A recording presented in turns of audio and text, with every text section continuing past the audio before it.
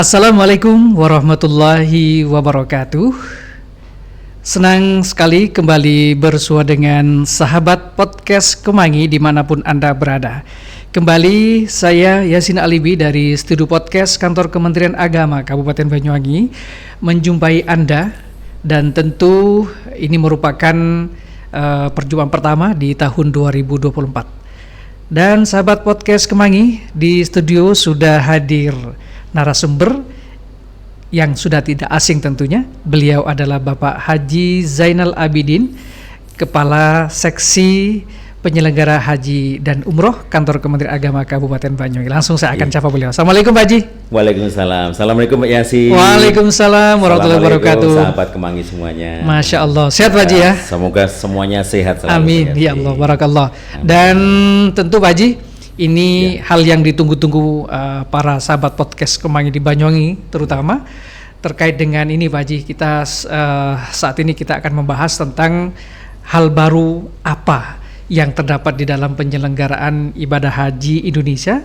di tahun 2024. Ya. Kira-kira apa yang perlu disampaikan dan perlu diketahui tentunya bagi para jamaah haji yang akan berangkat tahun ini Pak Haji. Kira-kira apa Pak Haji? Ya.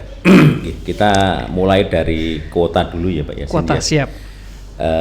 Hal baru tentunya pertama di 2024 ini informasi tentang kuota se-Indonesia alhamdulillah jauh-jauh hari sudah disampaikan oleh Kementerian Agama. Kalau mohon maaf kalau di tahun-tahun sebelumnya kita baru tahu misalkan kuota tahun ini sekian, yaitu menjelang misalkan kurang 2 bulan dari penyelenggaraan ibadah hajinya. Tapi untuk tahun 2024 ini mungkin evaluasi dari sana sini di Kementerian Agama, akhirnya jauh-jauh hari masih sekitar kurang 8 bulan atau bisa lebih dari penyelenggaraan ibadah haji. Kuota hajinya kita sudah tahu, kita sudah diberikan informasi baik dari pusat maupun dari provinsi. Kalau kita Banyuwangi adalah kota provinsi, sehingga insya Allah jika tidak salah di bulan Juni kita sudah menerima, walaupun itu bersifat estimasi, untuk kuota di estimasi berangkat tahun 2024 Pak Yasin. Siap. Itu sejumlah kalau tidak salah waktu pertama itu 1.115. Itu selanjutnya karena itu hanya bersifat untuk diverifikasi, kita verifikasi mana yang memang positif dan siap berangkat, kita usulkan ke provinsi dan siapa dan mana yang tidak siap berangkat untuk membuat pernyataan juga kita kirimkan ke provinsi. Itu di bulan Juni. Nah, kemudian di bulan September itu juga September 2023. 2023 itu estimasi yang kedua muncul kembali. Nah, setelah dari verifikasi di data pertama lah estimasi kedua itu muncul. Nah, estimasi itu juga kita sampaikan semuanya. Begitu ada informasi kita teruskan kepada keluarga kita, terutama teman-teman KUA. Kita sampaikan bahwa untuk estimasi 2024 ini. Nah, selanjutnya insya Allah di sekitar bulan November kalau tidak di Desember ya, itu estimasi ketiga. Data kami terima dari Kanwil, bahkan ini data yang paling lengkap. Waktu itu ada kuota urut porsi, kemudian ada kuota lansia, kemudian ada kuota cadangan, dan yang terakhir kuota tambahan. Ada tambahan. Jadi ada empat kuota.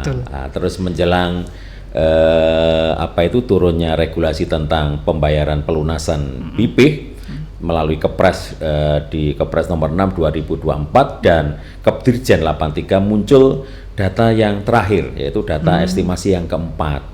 Nah, data yang keempat ini tentunya yang sebagai dasar untuk jamaah yang berhak lunas. Nah, ini sejumlah 1.488 Pak Yasin. Meliputi apa saja? Meliputi yang data keempat ini kuota urut porsi, kemudian kuota lansia, prioritas lansia, yang ketiga adalah cadangan. Yang tambahan belum ada. Tambahan yang tadinya muncul di estimasi ketiga, ternyata yang keempat ini malah tidak ada. Tidak ada. Kemana itu Pak? Nah, ini hal baru. Saya dimulai dari sini. Iya. Ini hal baru lah. Jadi insya Allah untuk kota Banyuwangi lengkap di 3 itu ya, urut porsi lansia cadangan di 1488. Nah sekarang hal baru apa dalam hal penyelenggaraan ibadah haji di tahun 2024? Pertama, kalau sebelumnya mekanisme pelunasannya adalah begitu ada kita menerima jamaah yang berhak lunas, kemudian diiringi dengan regulasi yang mengatur tentang pelunasan itu, diantaranya adalah Kepres, biasanya ada PMA, kemudian secara teknis dilanjuti dengan Kepdirjen. Tapi tahun ini dari Kepres nomor 6 tahun 2024 langsung di breakdown dengan Kepdirjen. PMA-nya ini tidak ada, tidak pakai PMA, langsung Kepdirjen 83 tahun 2024 tentang juknis pembayaran pelunasan BP. Nah, ini di juknis Kepdirjen ini mengatur bahwa jamaah haji yang sudah masuk kota berangkat tahun ini sebelum melakukan pelunasan ini harus mengantongi atau punya surat keterangan atau berita acara ya, kalau dinas kesehatan berita acara tentang istitoah kesehatannya. Nah, ini berbeda dengan sebelumnya Pak Haji ya? Sangat berbeda. Kalau yang sebelumnya kalau tidak salah itu pelunasan baru istitoah kesehatan. Betul. Yang hal baru ini mulai tahun ini? Ya, mulai tahun ini jamaah haji kita minta untuk cek kesehatan ke PKM atau Puskesmas, kemudian nanti untuk medical check up-nya bisa ke Labkesda, bisa ke rumah sakit yang ditunjuk, atau misalkan ada semacam klinik ya, saya tidak menyebut itu, sepanjang memang nanti ada labnya di sana silahkan, tidak masalah. Seperti itu. Jadi setelah cek kesehatan, medical check up, lah nanti oleh teman-teman dari dinas kesehatan nanti akan disimpulkan entah melalui sistem atau bagaimana, nanti akan muncul berita acara tentang hasil itu. Lah kalau hasilnya memang nanti istitoahnya sehat, maka jamaah bisa langsung untuk pelunasan. Nah, jika kebalikannya Pak Haji? Ya. Nah itu bagaimana kira-kira? Dan nanti sebagaimana informasi yang kami peroleh dari dinas kesehatan, bahwa untuk jamaah haji yang sudah melakukan cek kesehatan ini setidaknya ada 4 kategori istitoah kesehatan. Betul. Ya, apa itu? Pertama, bagi jamaah yang sudah dicek nanti urutan paling tinggi adalah memenuhi syarat istitoah kesehatan. Yang pertama ya Pak Haji? Nah itu memenuhi. Terus yang kedua nanti di berita acara atau nanti akan ngeling dengan di Haji Pintar atau si Skohatkes atau siswat kita. Yang kedua adalah memenuhi syarat istitoah kesehatan dengan pendampingan. Jadi istitoah dengan pendampingan. Jadi pertama langsung istitoah. Nah, yang kedua istitoah dengan pendampingan. Lah istitoah dengan pendampingan itu apa? Bukan berarti nanti jamaah harus didampingi, bukan.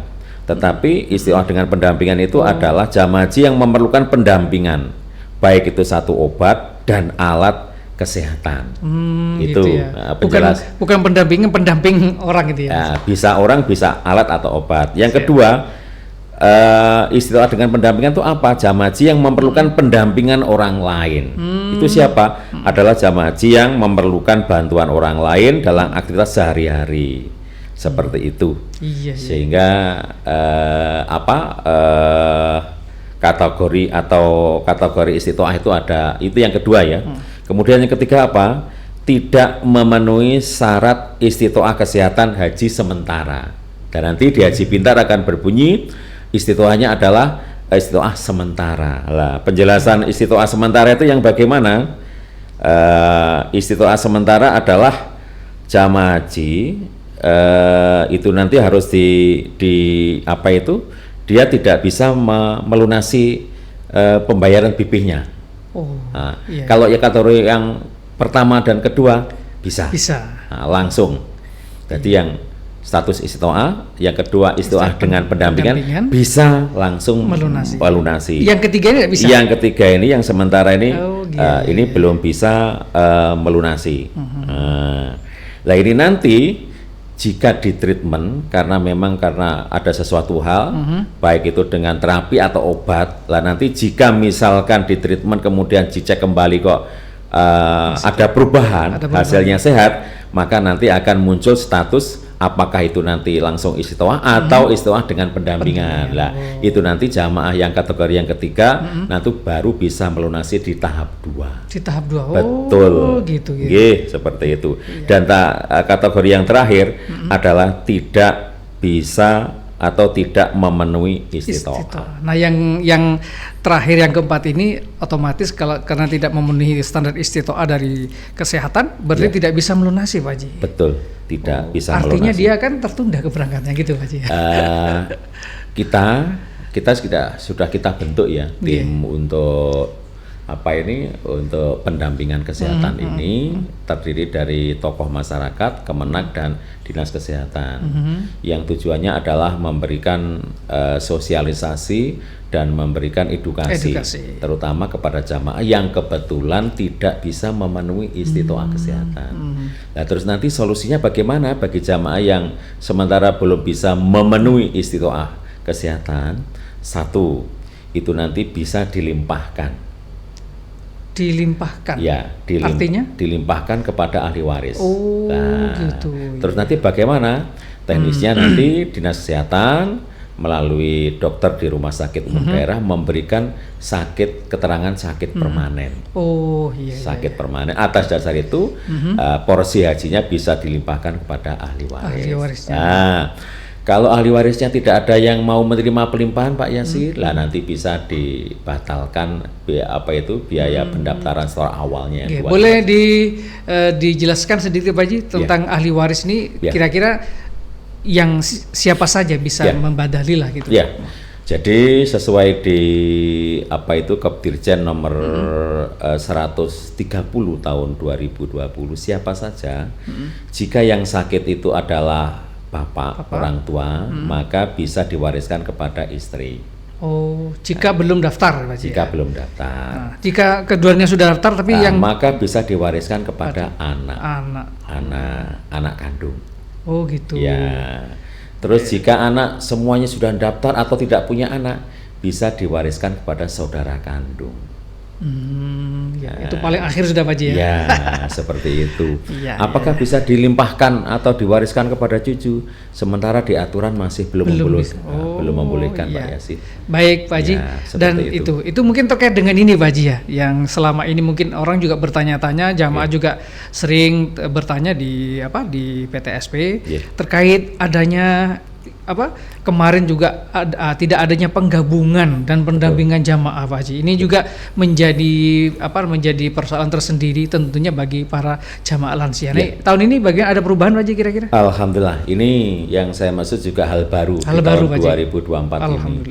Jadi yang mulai 2020 Pak Yasin tidak ada penggabungan, ada pendampingan. Lah mulai di tahun 2024 ini alhamdulillah sudah dibuka kembali oleh pemerintah. Nah, ini yang ditunggu Pak Haji. Iya, betul. Jadi penggabungan itu bagaimana? Sesuai di Kepdirjen ya, juknis kita di Kepdirjen 83 2024. Jadi jamaah haji yang kebetulan misalkan terpisah antara suami dan istri pendaftarannya, maka di tahun ini bisa melakukan permohonan penggabungan. Di tahun keberangkatan?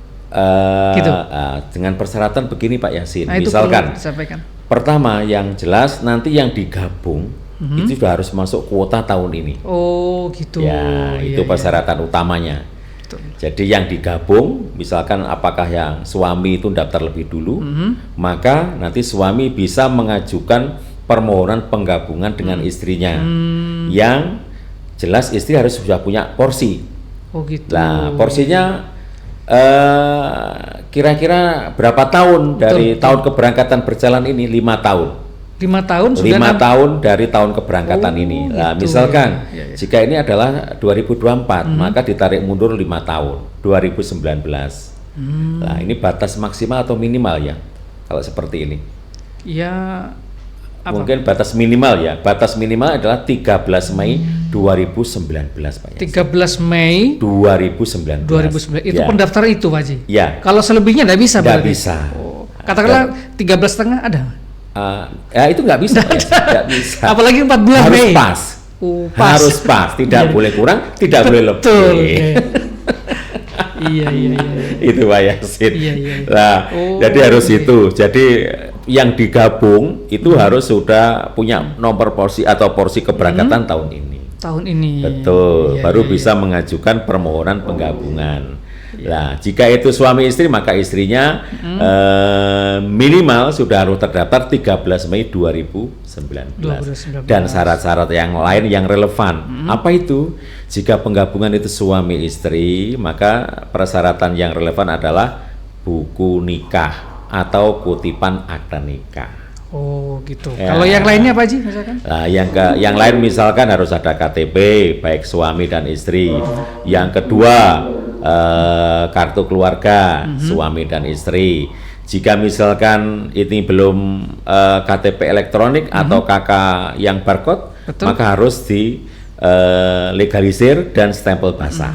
Iya. Nah, Iya. yang paling utama buku nikah atau kutipan akta nikah itu harus. Nah, Dilampirkan. terus yang lain-lain misalkan fotokopi SPPH, fotokopi setor awal PPIH. Lah mengapa ini harus? Setor awal itu memastikan misalkan yang penggabung ini betul nggak? Misalkan pendaftarannya maksimal atau minimal atau apa maksimal itu ya di 13 Mei 2019. Lah itu kita pastikan dari setor awal PPIH. Betul. Itu. Dari sana kelihatan Pak Haji. Oh, harus. Kelihatan. Sangat jelas kelihatan. Itu bagi yang penggabungan Pak Haji ya. Ya. Terus yang pendampingan Pak Nah, Haji. sebelum penggabungan lagi lah, ini penggabungan ada macam-macam Pak Yasin. Oh, gitu. Penggabungan suami dan istri. Yang kedua, penggabungan antara orang tua dengan anak. Ini juga boleh. Boleh. Ya. Terus kalau bukti yang relevan antara orang tua dengan anak apa? Dari Akte kelahiran. Betul. Namanya kelihatan ya. Bapaknya Kelihatan. kelihatan. Sangat kelihatan. Gitu Pak Haji. Ya. Terus yang ketiga, selain orang tua, suami istri, orang tua dengan anak, apalagi ada saudara kandung. Saudara kandung. Betul. Oh, bisa juga Pak Haji ya. Ya, sangat bisa itu diatur. Iya. Saudara kandung diatur itu boleh mengajukan permohonan penggabungan. Penggabungan. Yang relevan apa kalau saudara kandung? Kakak, Kakak. kartu keluarga. Betul. Kalau muncul terlihat di situ. Iya. Lah, misalkan Pak Yasin bertanya, Pak, kalau kakaknya sudah beda satu, beda ini bagaimana? Lah, nanti harus didukung dengan surat keterangan dari kepala desa. Nah, kepala desa itu kepala desa siapa? Kepala desa yang digabungi. Nah, yang mengajukan penggabungan. Oh, ada keterangan Pak Haji? Harus ada keterangan bahwa antara si A di B ini adalah saudara kandung. Kandung. Seperti Ya. itu, Pak Yasin. Itu sama dengan pendampingan Pak Haji? Ada beda sedikit. Sedikit. Ya. Apa yang membedakan? Begini, kalau pendampingan ada dua Pak Yasin. Satu pendampingan karena prioritas lansia, umur ya, gitu. sesuai dengan Undang-Undang Penyelenggaraan Ibadah Haji di Undang-Undang 8 ya. Ya. 8 2019. 2019 bahwa usia lansia itu minimal 65. Usia lansia minimal 65 tahun. Jadi definisi lansia menurut Undang-Undang Penyelenggaraan Haji dan Umroh itu apabila sudah 65 tahun ke atas, itu kategori lansia. lansia. Ya. Kalau mohon izin Pak Haji, kalau yang tahun ini apa tetap mengacu ke undang-undang itu? Semuanya tetap mengacu ke undang-undang itu. Di pasal 14 jika tidak keliru itu Menteri Agama memberikan prosentase tertentu kepada jamaah haji yang masuk prioritas lansia. Tapi sesuai tentunya sesuai dengan jumlah usia lansia di setiap kabupaten kota. Insya Allah tahun ini yang masuk prioritas lansia untuk Kabupaten Banyuwangi ada sekitar 78 jamaah haji. Betul. Dan rata-rata usianya berapa Pak Haji? Paling rendah alhamdulillah 84 Loh. tahun. Alhamdulillah, Itu dia. Pak Yasin. Sudah melebihi batas minimal Pak Haji. Iya. Yang dikatakan di undang tadi 65. 65. Ini 84. 84. Subhanallah. Paling muda ya. Paling muda jamaah haji yang masuk kuota berangkat melalui prioritas lansia tahun ini adalah 84 tahun. Nah. Paling tua berapa? 99 tahun. Subhanallah, Masya Allah, semangat luar biasa Pak Haji ya. Dan Nah. tentu antara persyaratan penggabungan dan pendampingan juga sama. Sudah punya BPIH, Iya. setoran di tanggal sama di 13 Mei 2019. Lah kalau untuk pendampingan lansia ini apa? Bukti yang relevan tergantung. Ini nanti misalkan yang mendampingi siapa? Nah, kalau yang mendampingi ini antara yang didampingi orang tua, yang mendampingi anak, maka nanti akte kelahiran. Akte kelahiran. Betul. Iya. Kalau yang mendampingi misalkan ini hubungannya suami dengan istri, ya Akte nikah. akte nikah. Gitu, Haji, ya. Kalau yang mendampingi ini misalkan saudara kandung, Saudara kandung tadi. kartu keluarga. Kartu keluarga. Lah, bedanya ini yang ada perbedaan sedikit di dalam pendampingan ini diperbolehkan anak menantu. Boleh. Boleh. Luar biasa. Semakin apa? Banyak kesempatan ya, Pak Haji, ya. Betul. Kalau anak menantu buktinya apa, Pak Yasin? Ya. Yang relevan. Kira-kira apa ini, Pak? Tentunya nanti kalau anak menantu adalah yang relevan buku atau kutipan akta nikah. Betul. Di Nanti sana akan Ya, tersebut nanti nama. istrinya, ini orang tuanya Betul. siapa, seperti itu. Ya. Dan nanti juga ada kakak dan bukti-bukti yang lain lah nanti. Betul. Untuk Ya. itu. Sehingga di pendampingan ini diperbolehkan anak menantu. Oke. Terus yang selanjutnya pendampingan yang kedua adalah pendampingan disabilitas. Disabilitas. Betul. Oh, gitu, Pak Haji, Yang ya oleh Allah sementara Masya diberikan ini ujian atau cobaan ya, ujian seperti ini. Jadi karena sesuatu hal cacat tubuh, Ya. maka jamaah haji ini bisa mengajukan pendampingan. Nah, pendampingan untuk disabilitas Ya. sama? Sama persis. Masih ada Nah, kaitan keluarga gitu, Pak Haji? iya, keluarga. Oh, Kalau orang lain tidak bisa. tidak bisa. Tidak Baik, bisa, Pak Haji. keluarga. Dan tentu para jamaah haji tentunya khususnya di Kabupaten Banyuwangi dengan adanya informasi yang luar biasa disampaikan oleh Kasih PAU Pak Haji Zainal Abidin, ini menambah pengetahuan dan juga informasi valid, jadi tidak bertanya-tanya lagi. Ini mudah-mudahan bisa bermanfaat, Pak Haji, ya. Amin, amin. Nah, amin. ada lagi, Pak Haji. Ya. Kapan hari kami juga sempat mendapatkan pertanyaan dari Ya. masyarakat terkait kuota panggilan bagi jemaah haji yang mohon maaf ya mungkin ada kendala tidak bisa melunasi sampai sekian kali, itu bagaimana, Pak Haji? Begini. Jadi sesuai di undang-undang juga sudah diatur. Yeah. Di PMA 13 tahun 2021 juga sudah diatur bagi jamaah haji yang sudah masuk kuota berangkat, misalkan tahun ini masuk kemudian tidak melunasi, Betul. tahun depan muncul lagi tidak melunasi, maka jamaah haji tersebut namanya terhapus dari sistem. Otomatis. Secara otomatis terhapus. Nah, ini. Secara otomatis terhapus. Terus kemudian jamaah yang sudah terhapus dari sistem Disiskot bagaimana? Apakah bisa ditampilkan atau diaktifkan kembali? Bisa. Bisa. Bisa. Caranya bagaimana? Silahkan nanti mengajukan permohonan untuk pelunasan. Oh, Jadi misalkan iya, iya. ambil contoh begini Pak Yasin, tahun ini muncul tidak pelunasi. melunasi. Tahun depan muncul lagi tidak pelunasi, maka ini terhapus. Tahun depannya lagi di 2026 maka jamaah bisa mengajukan permohonan untuk pelunasan BPH atau BP. Nah, dengan pengajuan itu kita sampaikan, kita teruskan ke provinsi lah, nanti provinsi yang akan menampilkan kembali nama jamaah haji dan jamaah haji bisa melakukan pelunasan. Berarti uangnya yang setor awal 25 enggak hangus, Pak? Tidak. Tidak hangus ya, Tidak, Pak? tidak Oh, akan iya. pernah hangus, tetap dijamin aman ya. Gitu, ya. Makanya rekomendasi saya bagi jamaah haji yang mohon maaf kebetulan kok muncul tahun ini tidak bisa melunasi, muncul lagi tahun depan, monggo silahkan dilunasi. Dilunasi. Kalau memang pengennya kami masih pengen belum berangkat tahun ini Pak Yasin, kami ingin berangkat tahun 2050 misalkan seperti itu kan masih panjang Masih ya. panjang, betul. Silakan dilunasi dulu, lah nanti kemudian mengajukan surat permohonan tunda berangkat. Nah, yang tadi dikatakan di awal, Pak Haji, dia tidak bisa melunasi. Yang pertama, yang kedua juga itu apakah juga padahal dia memang betul-betul tidak melunasi, apakah harus memberikan laporan tertulis kepada Kemenak gitu? Idealnya menyampaikan ya. Menyampaikan? Jadi menyampaikan permohonan tunda. Nggih. Walaupun nggak melunasi nggak apa-apa. Nggak apa-apa, Oh, nggak apa-apa. gitu. Karena haji itu kan ya panggilan ya. Bisa Betul. jadi ini sudah setor awal tapi belum Karena dipanggil oleh Allah karena sesuatu hal. Betul. Silahkanlah sehingga nanti ke depan kami pun juga ada datanya. Kami mudah jika suatu saat misalkan ini sudah masuk estimasi lagi Bapak Ibu, kalau mau pelunasan silahkan, nanti kami hubungi kembali. Karena kemarin ada kasus ya, jadi termasuk misalkan seperti ini Pak Yasin, jamaah haji yang karena sesuatu hal pindah domisili. Pindah domisili. Sebelumnya misalkan di Kalibaru, terus beberapa tahun kemudian pindah di Wongsorejo. Lah untuk yang seperti ini mohon memberitahu.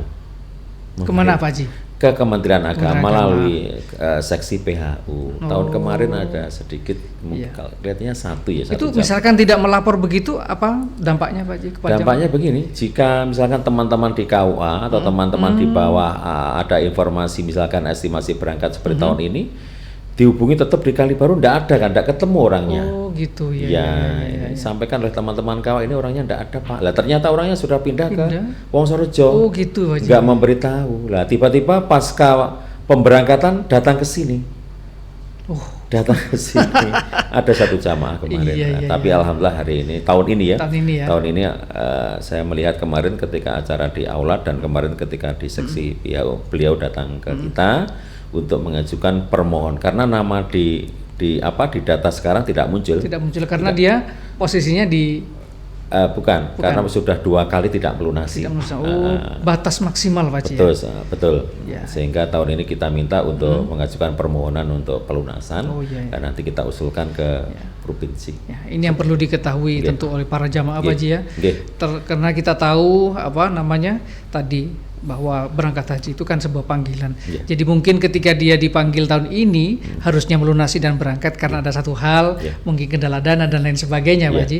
Nah ini tidak bisa melunasi. Barangkali bisa disampaikan kenapa sih jamaah haji sekarang kok agak naik gitu Pak Haji? Apa penyebabnya Pak Haji? Kalau biaya mungkin yang ditanya Kira-kira biayanya apa sih kok iso beda gitu kan? Begini Pak Yasin. Jadi kalau melihat grafik mulai tahun sekian sampai hari ini tidak ada data yang di situ biaya penyelenggaraan ibadah haji BPIH itu turun. Tidak ada. UNH? Bukan. Biayanya itu naik terus kalau grafiknya. Kan ongkos naik haji. Iya. Walaupun namanya dirubah, biaya penyelenggaraan tetap naik. Tetap naik karena awalnya dulu kelahirannya ONH. Betul. Naik haji. Mungkin itu jawabannya ya Pak. Ternyata Pak Yasin yang bertanya ternyata sudah ada jawabannya. Apa Pak? Ya itu tadi. Ongkos naik haji. Nah ini karena Pak Yasin karena patokan kita kan dolar ya. Jadi dalam hal biaya penyelenggaraan itu patokan kita dolar dan itu kita lihat dari tahun ke tahun tetap bukan tetap sih, ini memang grafiknya selalu naik terus. Apalagi seiring kalau saya lihat Saudi itu ada semacam, kalau dulu kita di Indonesia itu ada tahun kunjungan wisata ya. Kalau tidak salah tahun kunjungan wisata tahun sekian sampai sekian lah. Saudi itu punya semacam visi visi Saudi 2030 dan kelihatannya Arab Saudi untuk tahun-tahun mulai pasca pandemi itu ternyata sektor pariwisata ini lebih menjanjikan daripada sektor yang lain. Makanya kami lihat kemarin Saudi mulai banyak berbenah tempat-tempat yang itu menjadi semacam tinggalan budaya di mereka, warisan budaya, cagar budaya, atau itu tempat-tempat yang bersejarah kelihatannya mulai sadar untuk dibangun, disempurnakan, dan itu menjadi tempat yang nanti mereka berharap menjadi destinasi wisata pasca misalkan penyelenggaraan ibadah hajinya, atau selain beribadah mereka bisa mengunjungi jamaah haji, bisa mengunjungi tempat-tempat wisata yang ada. Nah dari sinilah itu berdampak kepada kenaikan biaya penyelenggaraan ibadah haji bagi semua negara, bukan hanya Indonesia. Seperti itu, termasuk ketika di Arafah juga disempurnakan tahun kemarin di 2000 berapa itu untuk toilet belum permanen, masih sekarang sudah permanen semuanya. Baik itu di Arafah, kemudian di mana ini di Mina, semuanya permanen. Dan layanan-layanan haji semuanya sangat berbeda dengan tahun-tahun sebelumnya Pak Yasin. Sebelumnya karpet, sekarang sudah pakai permadani ya? Bukan, yang empuk itu apa itu? Apa itu? Prempet atau apa itu ya? Betul, seperti itu. Ya, seperti itu. Ya, kita berharap Haji seiring dengan adanya kenaikan kurs ongkos BPIH, begitu bagi para jamaah tentu akan menambah diimbangi dengan pelayanan lebih baik Pak Haji ya dari pemerintah tentunya. Baik Pak Haji, kita sebetulnya ingin lebih lama lagi berbincang dengan panjenengan terkait dengan hal baru yang ada di penyelenggara ibadah haji tahun 2024. Namun karena waktu sudah sampai di sini Pak Haji. Bahkan ada closing statement, monggo Pak Haji. Begini, kepada para sahabat Kemangi dan jamaah haji Kabupaten Banyuwangi khususnya, insya Allah ini sudah masuk di tanggal atau dari tahap pelunasan tahap 1 yang dimulai 10 Januari. Ini sudah lebih dari separuh perjalanan. Tapi kami melihat masih banyak dan masih ada beberapa jamaah haji, mungkin karena masih status istiqoahnya belum ya terkendala itu, sehingga belum bisa melakukan pelunasan. Tetapi saya mohon terus aktif secara mandiri melihat tentang status istiqoah ini, karena untuk tahap pertama ini akan berakhir di 12 Februari. Jangan sampai kesempatan yang hanya kesempatan yang berbatas waktu itu terlewatkan, karena sebagian jamaah kita tidak mandiri melihat perkembangan di status istitoahnya, sehingga nanti kalau tidak bisa melunasi di tahap 1, jamaah haji yang misalkan dimasuk urutan porsi, kemudian cadangan dan lansia, ini tidak akan bisa melunasi di tahap 2 Pak Yasin. Makanya mohon kepada jamaah haji dan sahabat Kemangi yang kebetulan juga punya saudara dan teman-teman bisa menyampaikan informasi ini kepada jamaah haji. Itu saja Pak Yasin. Baik.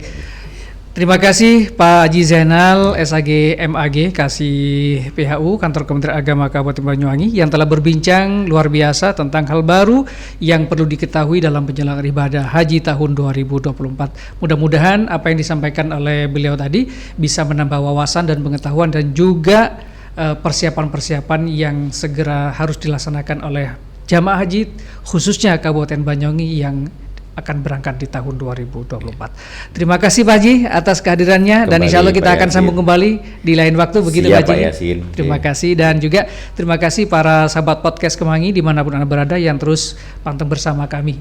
Terima kasih. Wallahul muwaffiq ila aqwamit thoriq. Wassalamualaikum warahmatullahi wabarakatuh.